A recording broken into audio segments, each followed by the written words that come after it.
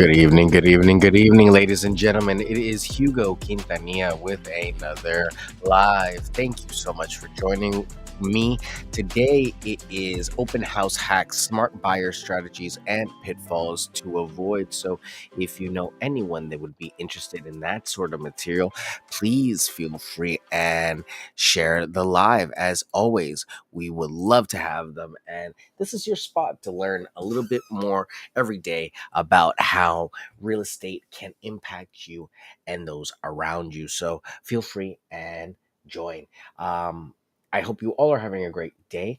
And more than anything, you all are staying positive out there. I know there's a lot of scary news out there, and it can seem a little daunting at times. But do not forget that we are in control of our own destinies. So if you are facing something right now that is overwhelming or you are struggling with, know that there's a solution and a response somewhere. You just have to look for that and keep trying. As long as there's life, there is hope. So I really am a firm believer of that, and I hope that you all stay positive, as I know that you will. So let's get started today and not spend too much time on that. Number one, what is an open house? An open house is your no pressure ticket to exploring potential homes. It's a set time when a house for sale is open for public viewing, giving you a real feel beyond the photos. And this weekend, more than anything, is going to be a great weekend to go out and see properties of all sorts because every brokerage is going to have their properties out on display for open house weekend. Open house weekend officially this year is going to be the weekend of the 13th and 14th. So make sure you mark your calendars. There are going to be tons of open houses and you'll be able to check them out and have your time at any one of these places. Now, open houses vary in length. They can go anywhere from 1 to 4 hours. They can go as little as an hour. I've seen open houses that have been by appointment. So make sure that you are paying attention. But this weekend is a pretty great weekend to go out because there'll be a lot of properties available and a lot of brokerages are going to be participating in open house weekends. So no appointments, no pressure. You can just go in, look around, and ask questions about the property. Number two, research before you go. Dive into the property's history online. Look at the previous sale prices, property tax records, and any available inspection reports to get ahead of the curve. Again, doing your research ahead of time before you go out, you can make a little tour map of yourself and you can set out tours and go hit different open houses at different times.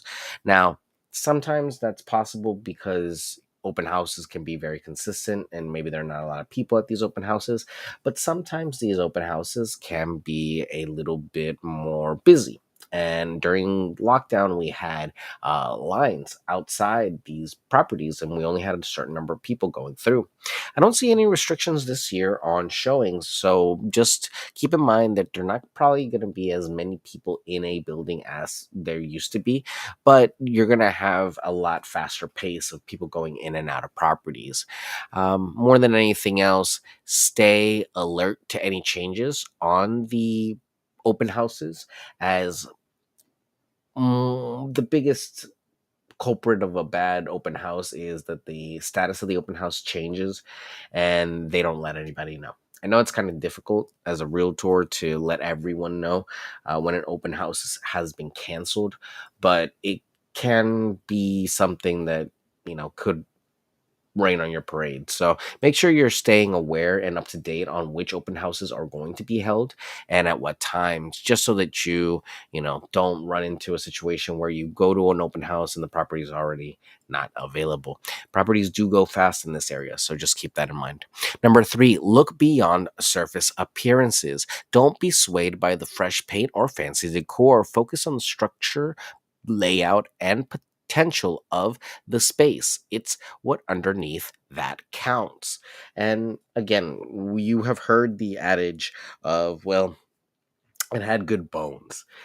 Yes, We want good bones, we do indeed, but it's more than just the good bones. We want good systems, we want good roof, we want good walls, we want as much as the good stuff as we can get.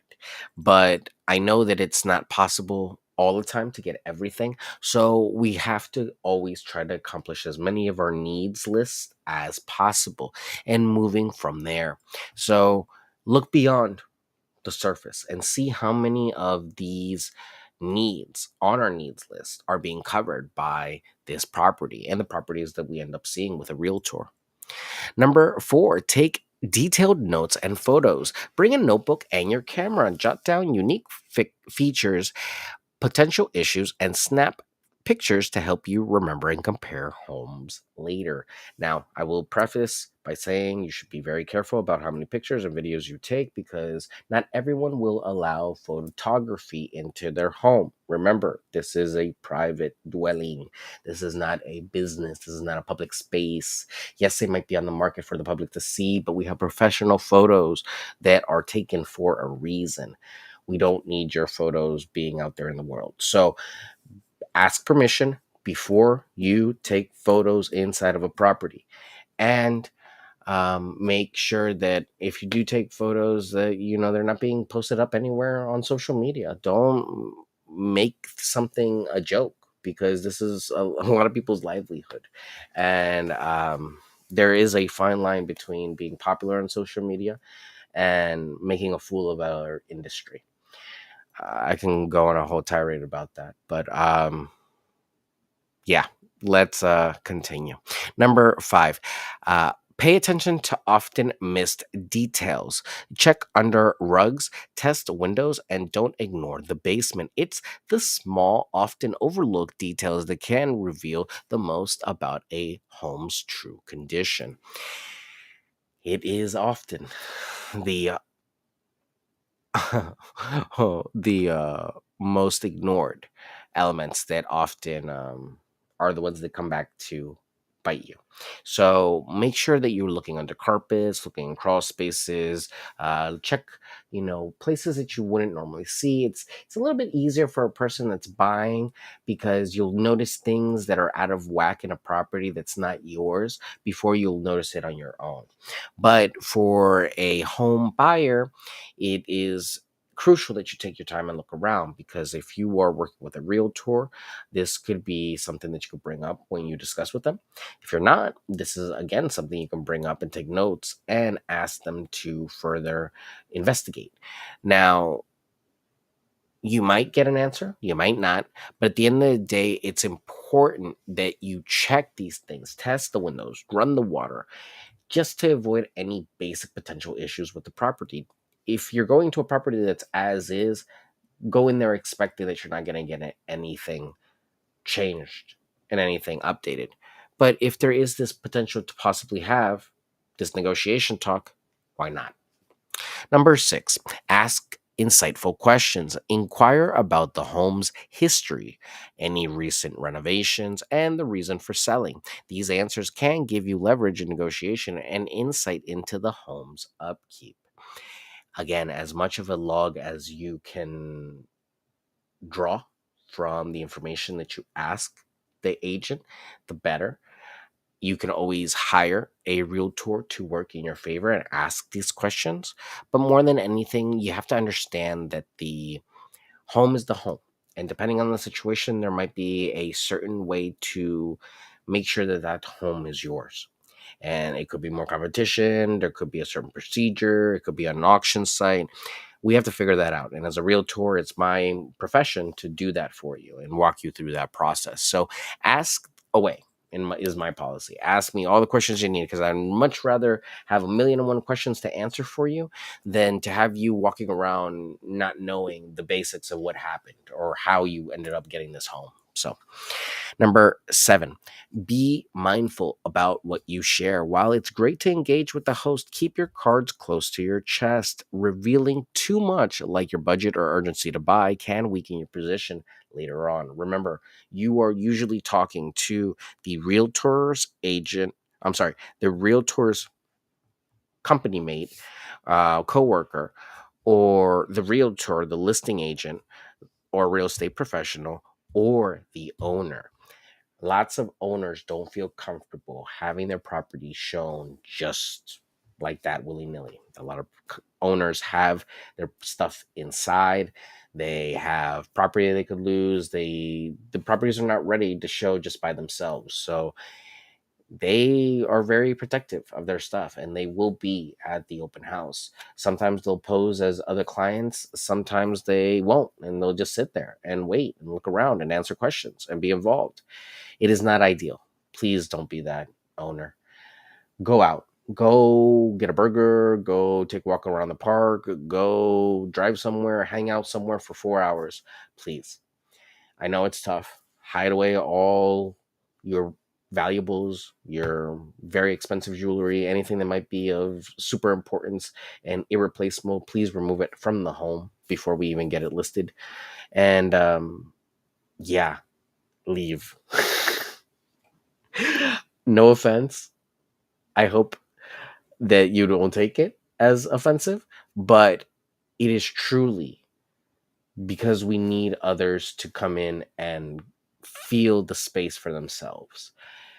Having an owner and having an owner make faces and having an owner's body language shift and their energy turn and them make comments or, explain a property out, that's not your job. You hired a real estate professional specifically to do that for you. So let them do their job.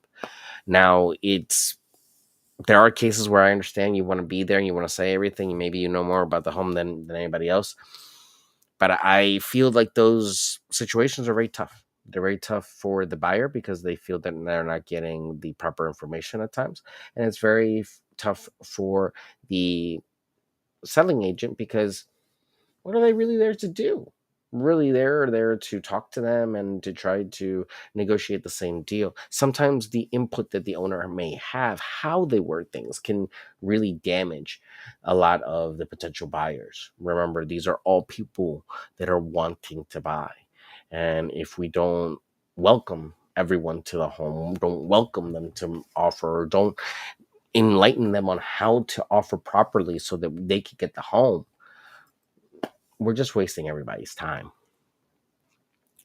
Number 8, respect the home and privacy. Treat the property with respect. That means no snooping around through personal belongings and always ask permission if you want to take photos or videos. Again, take precaution when you do this. Even in an open house, when you have tons of people walking around and possibly taking pictures, please ask permission. Because again, these photos and videos are things that are being taken of someone's personal property. And please, no snooping around. If an area is shut off and locked, don't try to barge in there. Don't be ridiculous. If you want to come by and see the property and open up that room, we can do it during an open house. We can do it, well, I'm sorry, we can do it not during an open house, but we can do it during a private showing or a home inspection. And there's a time and a place for everything. Please respect the boundaries that some people set because, oh goodness, it's just such horrible evasions of privacy at times. And sometimes you have situations where, customers will come into a property and break things and walk away and not say anything. And when you least expect it, all of a sudden you notice that on the home inspection, someone's broken this or broken that. Oh goodness, it can be tragic. Number 9, don't rush your visit. Take your time to really feel the space. Open closets, look behind the furniture, and consider visiting at a different time to check natural light and the neighborhood vibe. Again, I suggest you take the first initial viewing of the property and maybe going out looking for homes by your own on your own. And then if you're interested in one of those properties, getting a real estate professional or realtor to help you work through the process, because scheduling the showings privately usually goes through the real estate professionals. And that's really the flexibility there. That's why I tell people that once they start working with me, not to really go to open houses anymore. I can show you 5 houses any given day of the week. It's just we have to schedule it for you.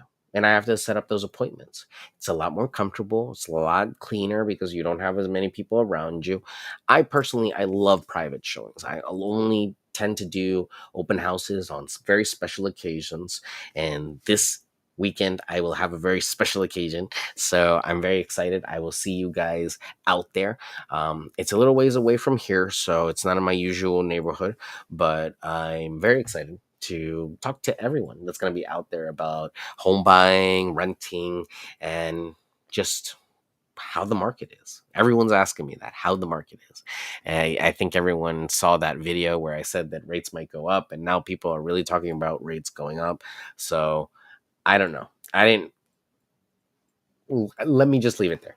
At the end of the day, we are working with what we got, and the economy is chugging along. So, it's good to be on in a good economy. That's all you really want.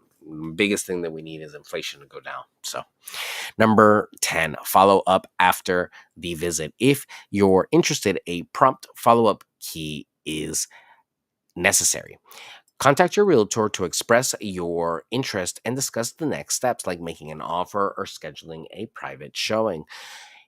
If you're interested in the property, they were just 4 other hours of people going in and out of this place that might be interested in the property too, let alone all the other people that might be on the internet side. They might be looking at the property, might be scheduling their own private showings. Because remember, even though that you had a open house for 1 to 4, you might have had other showings in the morning or in the evening. So it can really be a lot of eyes on an open house weekend. And also, realtors are very crafty. They pump out a lot of promo and ads on Thursday, Friday, and Saturday to prompt these open houses. So you'll see a lot more people at these places than you ever would normally, because they've been throwing more ads and promotion on them. Even if these people are not interested, there will be more eyes on the property. So at the end of the day, the easiest way to see properties in real estate in America is with a real estate agent or realtor. And you gotta nowadays sign an agreement with that person to go and view these properties. The agreement can be made for 1 day, 1 hour, one home, or for a whole period of time until you find a property. But the agreement basically says that you and this realtor are going to be working together, and it sets up exclusivity. If you find a home with them, they'll get compensated. And if they don't, you can walk away and just say, okay. There are certain stipulations, certain realtors work differently, but at the end of the day, that's the basic document form that's needed for viewing properties and going out there and seeing homes on your own.